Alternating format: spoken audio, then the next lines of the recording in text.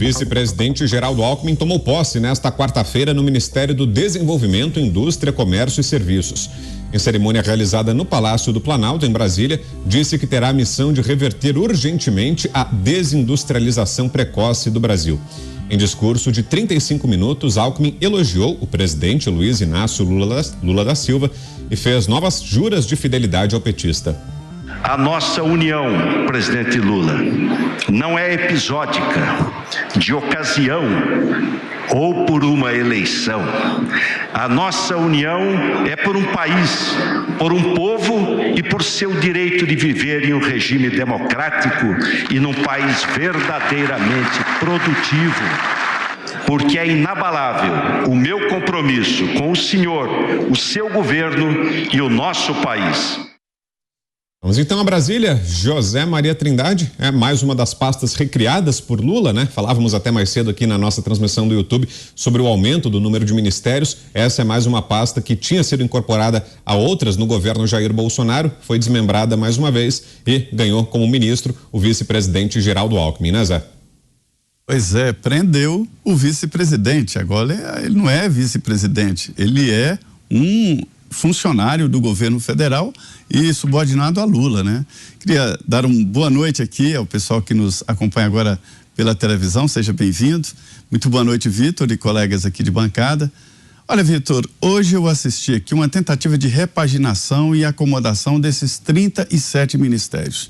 Não há necessidade de tantas pastas assim, a não ser para acomodar aliados e acalmar a fome dos políticos pelo poder e pela possibilidade de tirar dinheiro para as campanhas eleitorais, que é esse o objetivo desta divisão do loteamento daqui da esplanada dos ministérios.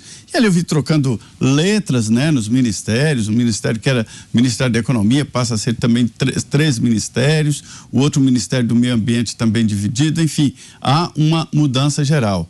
E uma das principais mudanças aqui hoje, também teve a posse de outros ministros importantes, mas Geraldo Alckmin assumindo o Ministério da Indústria e Comércio.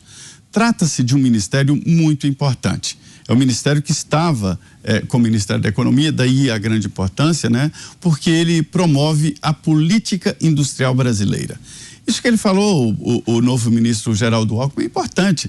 A desindustrialização de um país significa a ruína de todos. Significa menos dinheiro, menos emprego e principalmente menos avanço social, porque o melhor plano social de um país é o emprego, é o trabalho e indústrias que se desenvolvem, né? Fazer o discurso é fácil, o difícil é saber se sobrará recursos para implementar uma política de emprego e de industrialização. Quem está na presidência do BNDES é Aloysio Mercadante, né, que é do PT e que não é um aliado tradicional de Geraldo Alckmin, para se ter uma ideia desta confusão e troca-troca de pastas por aqui. O discurso é bom, mas existe ali a prática, né? Como colocar em prática esse fomento, este incentivo à industrialização. Eu, na minha prática de cobertura diária daqui de Brasília, eu aprendi que empresário não fica aqui correndo atrás de dinheiro público, não fica aqui correndo atrás de governo para liberar recursos. O empresário quer segurança jurídica em primeiro lugar. Esse é o ponto. Segurança jurídica. Onde entra qualquer tipo de temor, de medo, o capital sai correndo. Não tem nada mais covarde do que o capital, exatamente pela insegurança jurídica. O segundo lugar é um ambiente de negócios bom, com imposto justo, né? O mais liberal do mundo admite e quer pagamento de imposto. Quer o pagamento de imposto. Por quê? O pagamento de imposto é necessário em qualquer país, por mais desenvolvido que seja, mas não impostos extorsivos e esquisitos como é no Brasil, onde as empresas têm que gastar muito dinheiro na forma de pagar imposto, contratando profissionais, e mesmo assim estão cheios de multas, para se ter uma ideia da insegurança jurídica no Brasil. E aí, lá para o terceiro lugar, está fornecimento de crédito. Crédito é fundamental. Então, o que eu cobro nesses discursos são medidas práticas, dizendo assim, olha, nós temos crédito, nós temos segurança jurídica e nós temos sim possibilidade de fazer o desenvolvimento industrial do Brasil. Isso é importantíssimo, principalmente atualização. Roberto Mota também está com a gente, chegando agora para analisar esse primeiro discurso de Geraldo Alckmin à frente do Ministério do Desenvolvimento, Indústria, Comércio e Serviços. Boa noite, Mota. Boa tarde, boa noite, Brown, boa noite, meus colegas de bancada, boa noite, nossa querida audiência. O relacionamento entre presidente e vice-presidente, às vezes, é uma coisa complicada, né? A história recente do Brasil mostra um grande número de casos em que o mandato acabou na mão do vice-presidente. Eu fiz um exercício de memória aqui, pode ser que eu tenha errado alguma coisa, mas eu acho que o João Goulart era vice do Jânio Quadros, Sarney era vice de Tancredo, Itamar era vice de Collor e Temer era vice da Dilma. Na semana passada eu também contei aqui a história do Aaron Burr. É um cara que quase ninguém conhece, mas ele disputou em 1800 a presidência dos Estados Unidos com Thomas Jefferson. Como o resultado da votação foi empate, o Congresso decidiu que o Thomas Jefferson ia ser o presidente e o Aaron Burr ia ser o vice-presidente. Só que o Thomas Jefferson tinha a permanente suspeita de que o Aaron Burr queria o lugar dele. E o Aaron acabou sendo acusado de traição e julgado pela Suprema Corte Americana. Foi o primeiro grande teste da separação dos poderes nos Estados Unidos, porque o Thomas Jefferson queria a condenação do Aaron Burr e o presidente da Suprema Corte Americana não gostava do Thomas Jefferson. Olha o cenário, vê se vocês identificam algumas similaridades com algum outro país do mundo.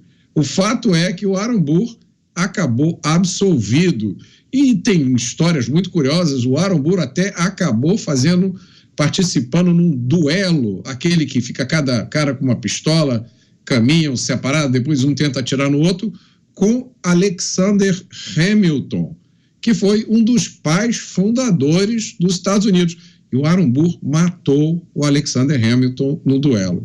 Enfim, como eu disse, a relação entre o presidente e o vice pode ser uma coisa muito complicada. E, em vários casos, ela lembra aquele título de uma peça do Nelson Rodrigues, Perdoa-me por me traíres. Coronel Gerson Gomes, queremos ouvi-lo também, Coronel.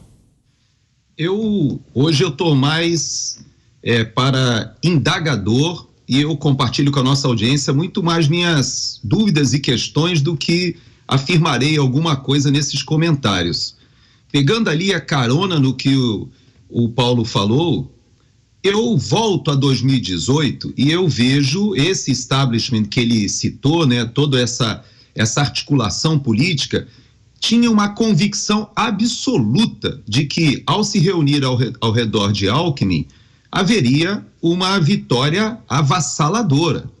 E essa certeza era tão grande que todos os partidos, a grande maioria dos partidos do Centrão, se jogaram na campanha do Geraldo Alckmin.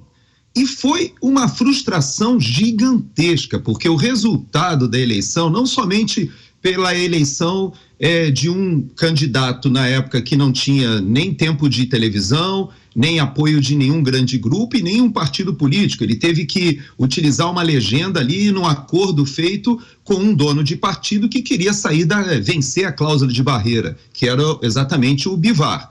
Então, vejam que depois da eleição, o próprio Luciano Bivar, ele consegue um fundo partidário, um fundo eleitoral milionário, de muitos milhões. E isso ele consegue graças à aposta de todos em Geraldo Alckmin.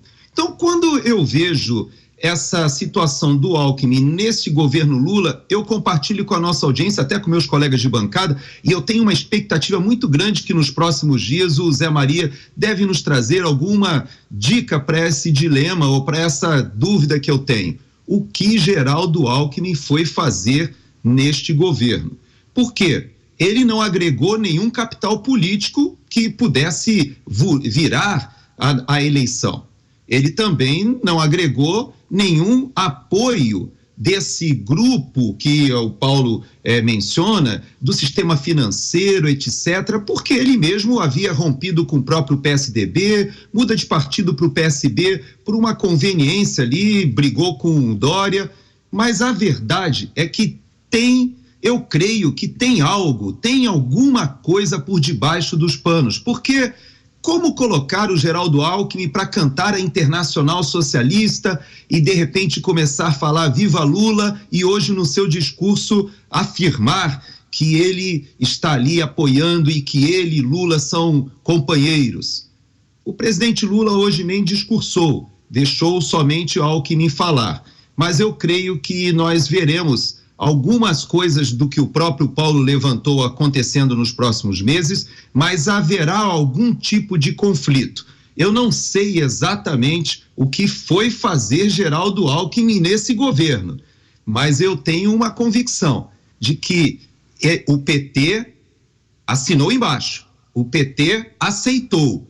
Eu creio que deva ter alguma conexão com o papel que está sendo exercido lá no Supremo Tribunal Federal, nessa dupla que se planeja ou que se desenha do Ministério da Justiça com o STF. Talvez tenha alguma articulação do PSDB de São Paulo, que patrocinou, inclusive, a indicação que foi feita por Temer, mas foi indicada ou foi patrocinada pelo PSDB de São Paulo, do próprio ministro Alexandre de Moraes, na época em que havia uma transição da debacle petista para uma tentativa de salvamento, de reconstrução do país. Então, nesse contexto, nós podemos dizer que há muitas dúvidas, há muitos questionamentos, e quem sabe, nas próximas semanas, o Zé Maria não me ajuda a entender melhor esse jogo por debaixo dos panos aí em Brasília.